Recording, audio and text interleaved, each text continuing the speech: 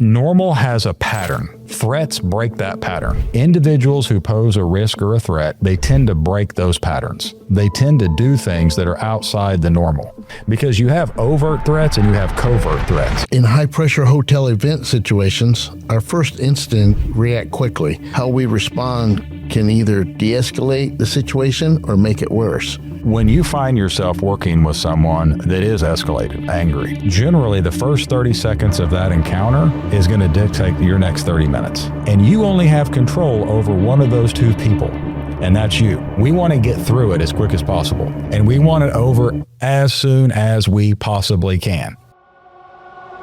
If you can control space, time, and tone, you can control most interactions. There's a threat in the East Wing. What do? How do you handle it? So if your response time is 5 to 7 minutes, that time before they arrive, you own that crisis. We have no idea where those rooms are located because we may have never been in your facility before, and that slows the response time down. If you can remember lights, locks, alarms, and awareness, those 4 things are going to stop more threats than a flawless response ever will. All right, well, welcome back to Lobby Talks. My name's Tom Williamson. I'm the chief engineer here at Marriott, Tulsa Southern Hills. And one of my many hats is also in charge of the safety committee here at the hotel. And today we're diving into a topic that sits at the center of both hotel operations and event planning's safety and security. Whether it's a corporate meeting, a wedding weekend, or a large-scale conference, our teams are responsible for creating environments where guests feel not only welcome, but protected. To help us break this down in a practical way, we are joined today by Captain McNulty of the Jenks Police Department. Captain, thank you for being here. Please introduce yourself. Yeah, thanks, Tom. I appreciate you having me on your show. Thank you. So my name's Aaron McNulty. I've been with Jenks Police Department for almost 20 years, be 20 years this June. Been in law enforcement for around 21 years. Was a reserve with the Creek County Sheriff's Office before I came to Jenks PD, and I've been there ever since.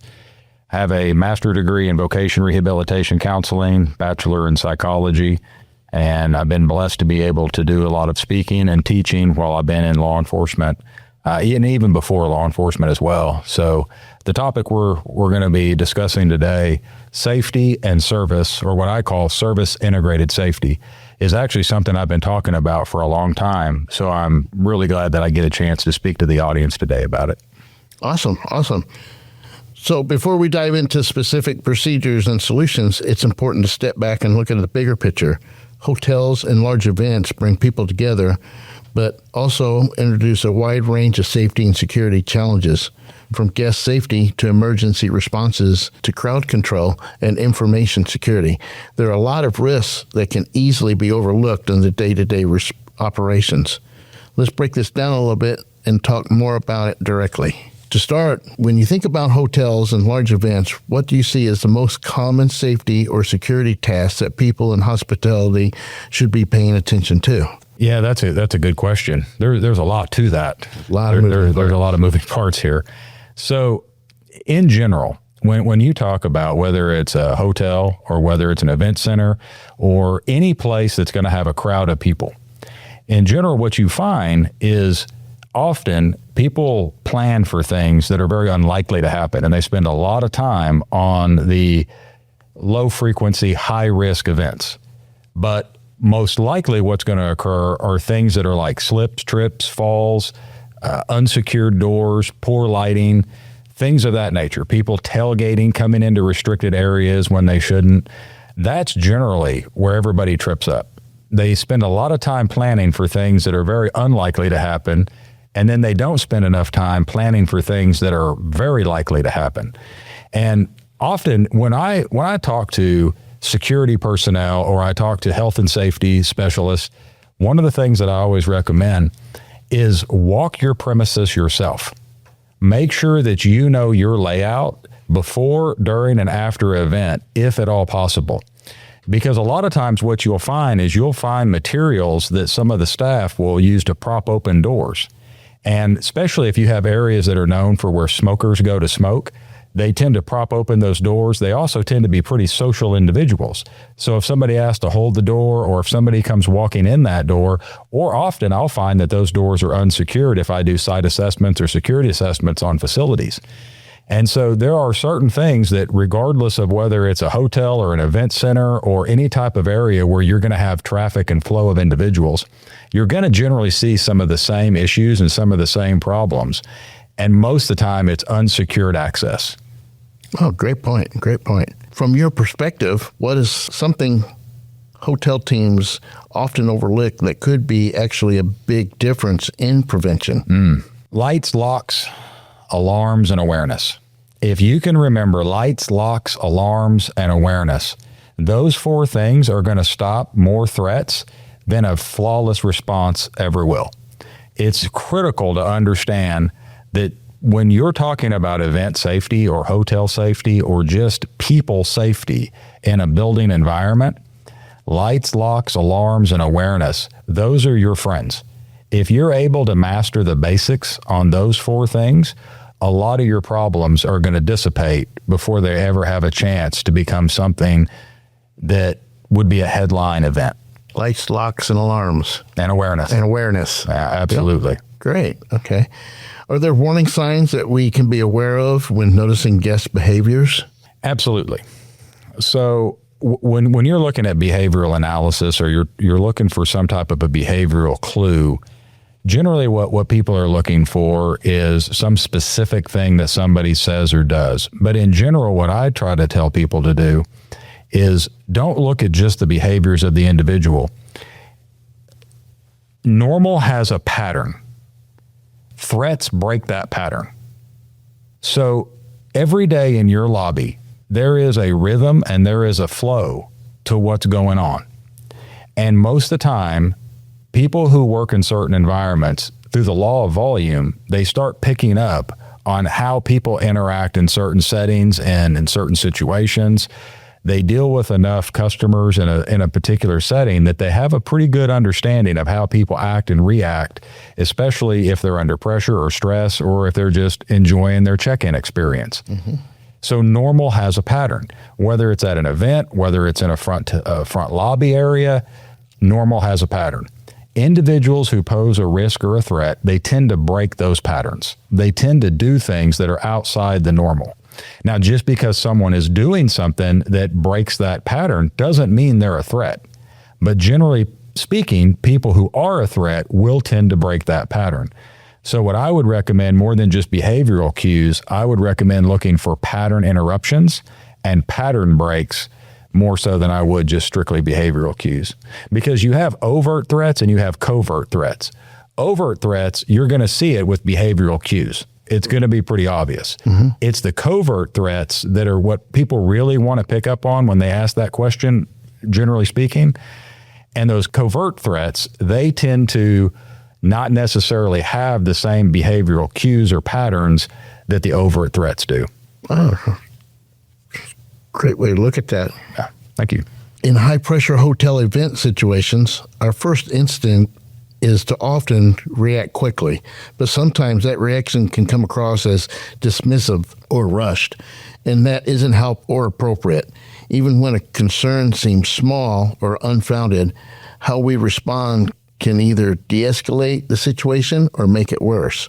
Let's look at a better approach, as importantly, what we should avoid saying in these moments. Yeah, I talk about phrases to use, phrases to lose, and when you're working with de-escalation, or you're working with someone who is escalated, maybe it's due to the fact that they've been traveling all day, they're tired, they're exhausted, they're traveling with children, the kids are upset, they're frustrated.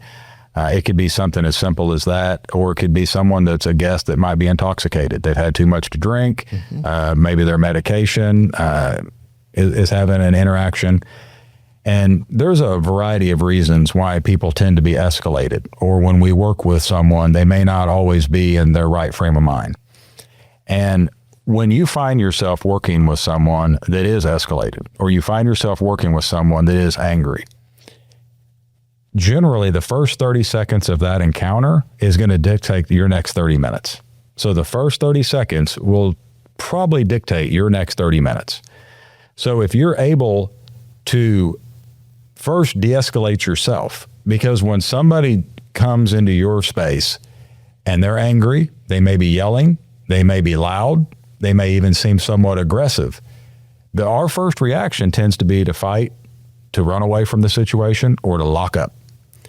And we have to de-escalate ourselves first before we're able to handle the situation. And so even when there's just two people in that encounter, there's two people that are going to need to de-escalate in that encounter. And you only have control over one of those two people, and that's you. Correct. One of the things that I help people understand is there's a lot of teachers out there that teach verbal de-escalation. And one of the things that I think they get wrong is they teach de-escalation as something that we do to other people, that we de-escalate them. Well, the reality of it is we can't de-escalate anyone but ourselves.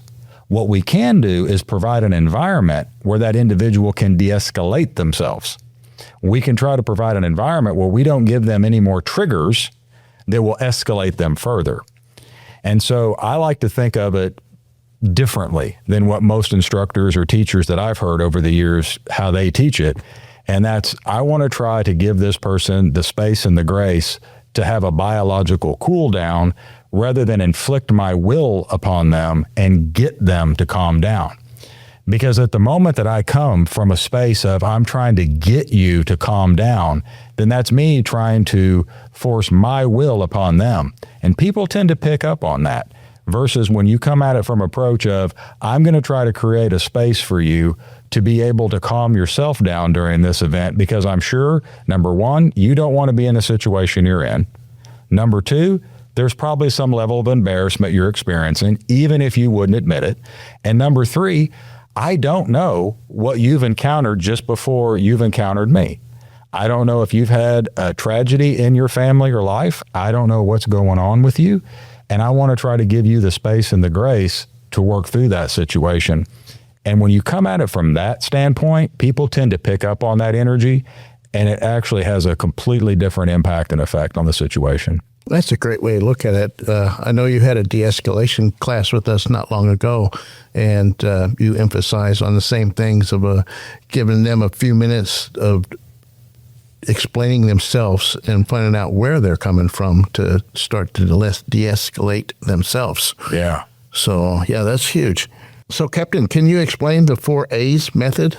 Yeah, absolutely. This is a method that I have found that works, generally speaking, when you're working with people who are escalated or you're trying to help someone to give them the space and the grace to de-escalate. And the 4 A's is, the first one is agree. Come from a place of agreement. Try to agree. Now, I understand sometimes when I say try to find a way to agree with someone when they're escalated or they're angry, sometimes our first instinct is there's nothing I can agree with this individual's behavior or conduct in this moment. And I absolutely understand that. However, you could probably find yourself being able to agree with the fact that you can see that they're upset and they're having a hard moment. And through empathy, you're able to at least agree with the situation that this person, they're not having their best moment right now. So the first thing is try to come from a place of agreement like we talked about a minute ago. Mm-hmm. The second is apologize. People tend to have a harder time overly attacking someone who's apologizing to them. So most of the time when people are escalated, they're not in their right mind. They're having a hard time. They're not thinking straight. People hate to be disagreed with, and they like to be agreed with.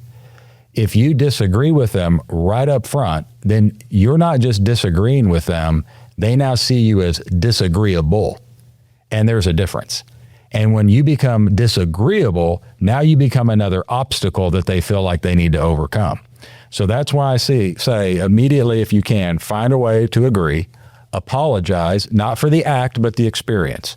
You don't want to take operational fault for anything, but empathy isn't a confession. Having empathy for someone and apologizing for the experience, or I'm so sorry to hear that, that must be incredibly frustrating. I'm so sorry to hear that. Let's look at some options. So the first thing is come into agreement. The second thing is apologize. The third thing is ask some questions. Let them clearly define the problem to you.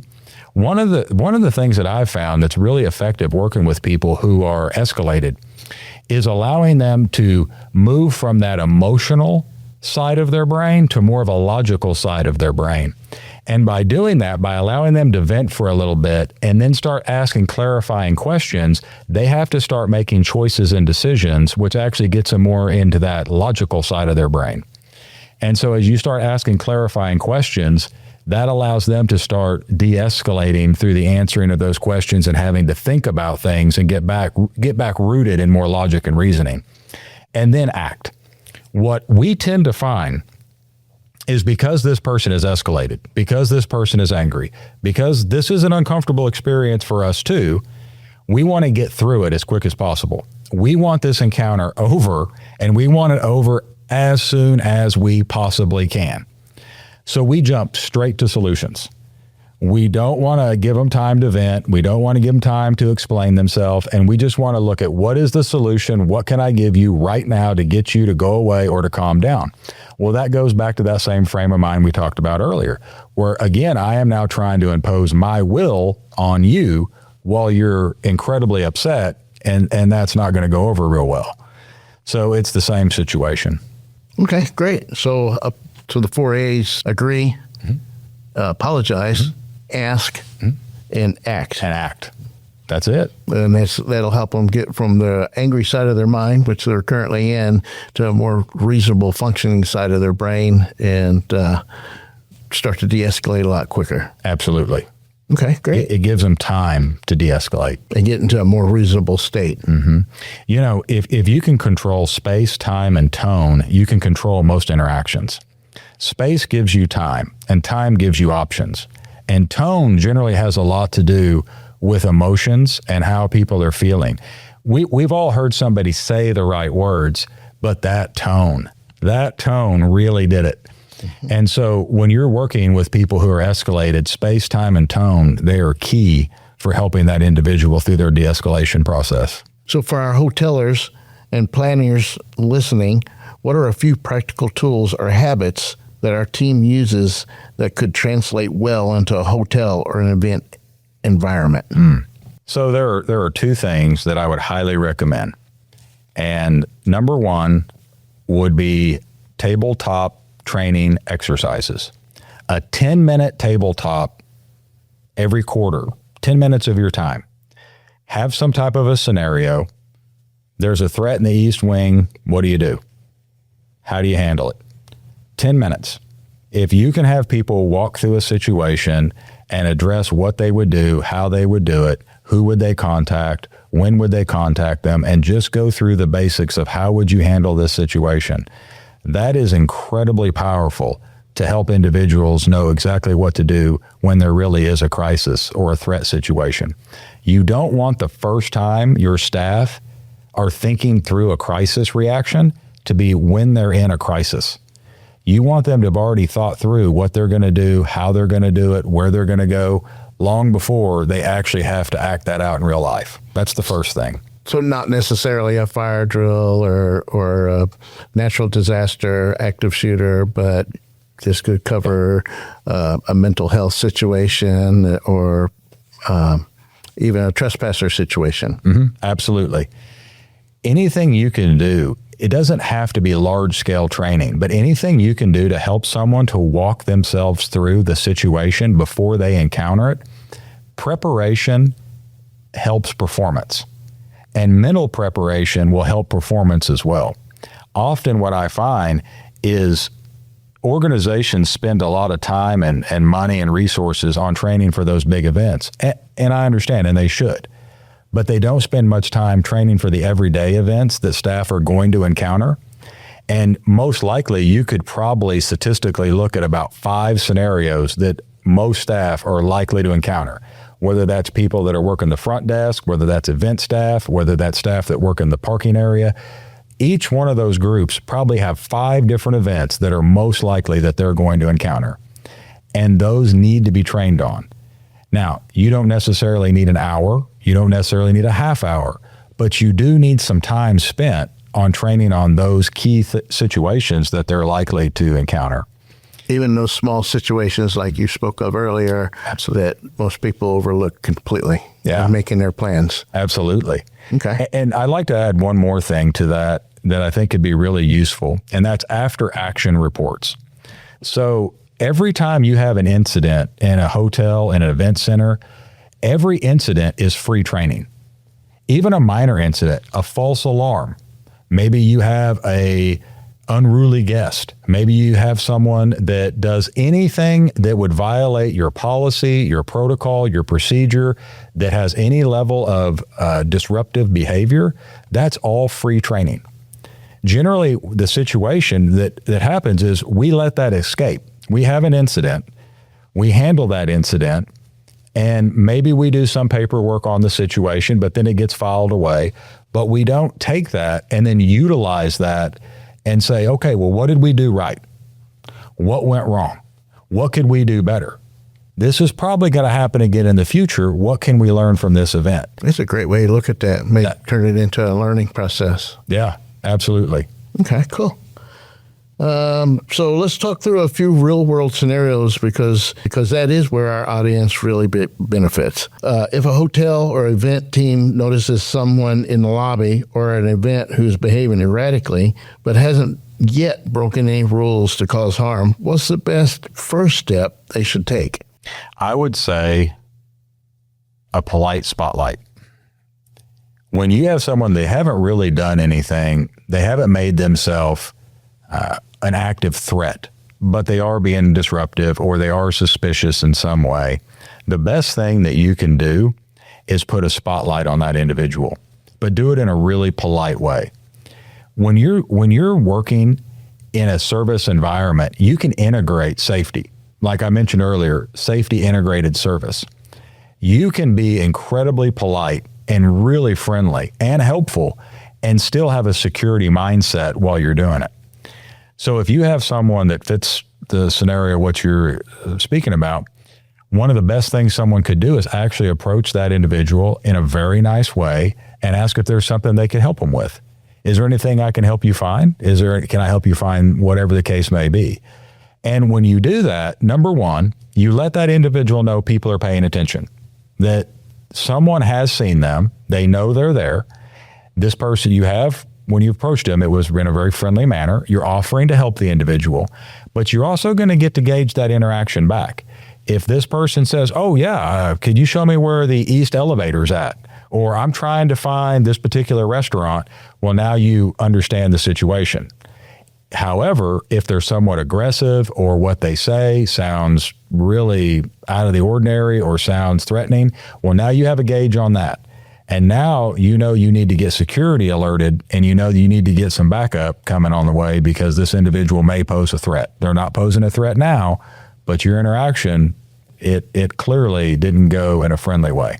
But you've shown a light on it and now they know and either they can walk away or you can still walk away. Absolutely. Bring in the recruits and get started. Yeah. And I would say most of the time, you're probably just going to find that the person is appreciative of the help and they just need to find something.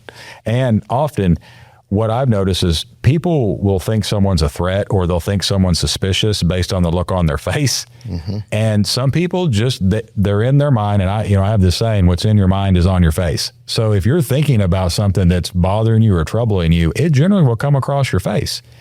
And so often people will see someone as suspicious and they may just be thinking about something that's unpleasant at the time and they look angry or whatever the case may be. And it's really nothing. Just innocent. Yeah. Okay. So let's have another scenario. Let's say there's a large corporate event and someone who has not registered for the event is trying to access restricted ballroom area. What's the correct way for the staff to handle that in real time? Well, that's a very likely scenario. And people would try to access different events for lots of reasons, most of which may not be nefarious other than they just want to get in there and have a good time, get around. Might be whatever. Food, a bar, anything. Absolutely. However, again, the best thing to do is don't ignore it. Go over, address the individual, ask if you can help them find something, and then help steer them to a more appropriate location in a very polite way. Okay, great. If there is an emergency situation during a busy event, like a medical issue or an evacuation scenario, what does a strong coordinated response look like from both hotel staff and first responders? Well, let's talk about hotel staff first. Generally speaking, if you have some type of an emergency situation, you're going to be waiting on a response time. So whether it's your law enforcement, whether it's your fire department, or whether it's emergency medical services, you're going to be waiting till they arrive. And so generally speaking, each area has different response times that they have on average. So like where I'm at, we generally try to have about a 3 to 5 minute response time. Tulsa's response time will probably be different. Bixby's response time would probably be different. Broken Arrow's response time would be probably different. So wherever you're at, there's going to be a response time that is on average what you can expect. And during that response time, that situation belongs to you. So if your response time is 5 to 7 minutes, or if it's 7 to 17 minutes, that time before they arrive, you own that crisis, whatever that crisis may be. And so one of the things that I would say is when you're talking about from a hotel standpoint, or you're talking about event management standpoint, if you don't have security on site, if you don't have medical on site, if you don't have certain things there on site, then you may be underprepared for that situation, especially if the response time in your particular area is, 7 to 17 minutes. So I would highly recommend having at least some basic training on basic things just to make sure that you can handle that crisis until help does get there to take it from there, for sure. That's what I would say from the hotel side. From an emergency services side of it, once they get on site, whether it's fire, whether it's police, or whether it's medical, they're going to come in and they're going to know what to do. This won't be the first time they've experienced, most likely, whatever they're experiencing. They're going to come in, they're going to ask questions, they're going to want to know what's going on, how long it's been going on, where the situation may be, and they're going to be able to take care of the situation once they arrive. One of the main things that I find that can be really challenging for law enforcement especially, and the same with medical services or fire department, is we don't know your building like you do. So when you tell us that there's a threat in room 408, or there's a threat in the Abraham Lincoln room, you know exactly where 408 is at. You know exactly where the Abraham Lincoln room is. We have no idea where those rooms are located. And so we really need help finding the room or the location that you're telling us, because we may have never been in your facility before, and that slows the response time down. A lot of people don't think about the fact that when you're looking at a response time, there are a lot of factors that go into that response time. And one of the things that I explain when I do threat assessments is response time has to do with how long does it take, first of all, that anybody even noticed the threat. So if it took 5 minutes before somebody noticed somebody had collapsed in a hallway, tack that on. Now, how long does it take that particular employee if they don't have a cell phone on them, they don't have a walkie-talkie on them, now they got to do something, they're yelling for help, they need to find someone with a cell phone. So how long does it take now to get the communication? So now that they've called 911, they spend time with the dispatcher and they're given very basic information. Well, that takes time too. And then for that dispatcher then to route that to an emergency services unit, whether that's police, fire, or emergency medical. Then there's the time for them to drive to the location. Now, once they drive to the location, they've got to get from the car door to the front door, from the front door to the elevator door, right? So once they come inside, now they're going to meet with someone, and that person's going to say that the situation's over here, it's in the Abraham Lincoln room, whatever that case may be. Now they've got to take the time to get from the lobby to whatever that area is. So when you start talking about response time, it may only take 3 to 5 minutes for emergency services to get to your facility. It may take another 3 to 5 minutes for them to get from the facility to wherever the crisis point's at. So with that being said, with the training, would it be beneficial for a large event, a hotel, to work hand in hand more with some of the first responders to have them on the site? Well, absolutely. Anytime you can partner with first responders to help with events, I think it's a great idea. especially. And if you have a large event center or a large hotel and you have never invited your police to take a tour of your building or to come in, or you haven't partnered with them, I highly recommend that you partner with them, allow their staff to take a tour, do something to try to get them on your property and give them a tour, because that's only helping you, and it's only helping them, and it's only helping the people that may one day count on them knowing where they're going in an emergency. Okay, so in a fast-moving hotel and event environments, knowing who to call can make a difference in how quickly and safely a situation's handled. In this segment, we'll run real-world scenarios and get quick answers from you, Captain McNulty, on whether staff should call security or police. Of course, always remember to follow your specific hotel or company policies and procedures first, and on those will guide the final response in any situation. So let's say an intoxicated guest is loud and refusing to return to their room. Well, I would say that falls in the disruptive category. So I would say use your internal team, security. Okay. A guest is physically fighting another guest in the lobby. So that would be law enforcement. If you have a physical assault taking place, however, you're probably going to end up calling security to get them on site as quick as possible, or to get them to help at least start managing that situation. But ultimately, that is going to be a law enforcement response. So that would probably be a double whammy, calling both of them. Yeah. Get the immediate response on time while we're waiting for the response of law enforcement. Absolutely. Okay. Someone's refusing to leave the property after being asked multiple times. Mm-hmm. So when somebody has moved from being a guest to a trespasser, which is what you're talking about, the hospitality contract is now broken. And what I would say is get your internal team there first, security. But if they refuse to leave and security can't get them to leave, then that's going to end up becoming a law enforcement situation. Okay. A guest reports their wallet was stolen from their room. So I would say have them do whatever internal reporting you may have. Generally speaking, hotels have some type of internal reporting mechanism for that. Do their internal reporting, and if they want to file a report on that, or if you can see clear evidence that a crime's been committed, then I would absolutely escalate that to law enforcement. Okay. A person is threatening staff or guests verbally. Well, it would have a lot to do with what the threats were. If there was credibility to the threats, if the threats were terroristic in nature, if they were bodily harm, physical destruction, things of that nature.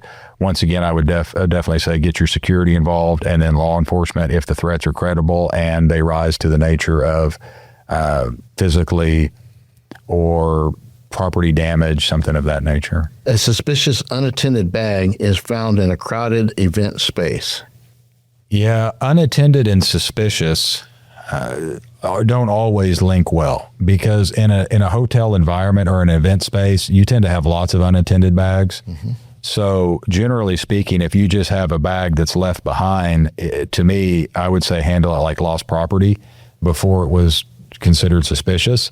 However, if there was some other cue tied to that bag, if there's wires coming out of it, it's smoking, something that clearly doesn't look right, or if you saw someone drop the bag and then take off running, real fast afterwards, that might be a different story.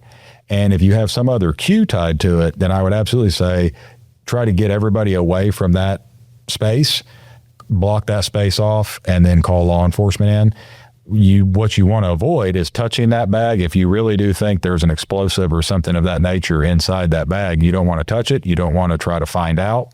And you also want to be careful about using cell phones, radios, things of that nature near that possible device.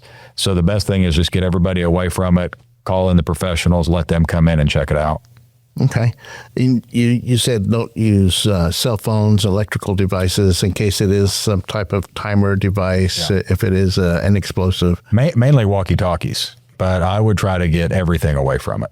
Okay. Radios, anything of that nature, but I would try to get everything away from it if at all possible, including people. Firstly, people. Yeah. A guest collapses and is unresponsive. Well, that's emergency medical right away. Whatever your internal team has and whatever training that they show up with, they're probably going to be the first people to help that individual. but you know, that's not a wait and see kind of situation. You definitely want to get emergency medical services en route as quick as possible. Okay.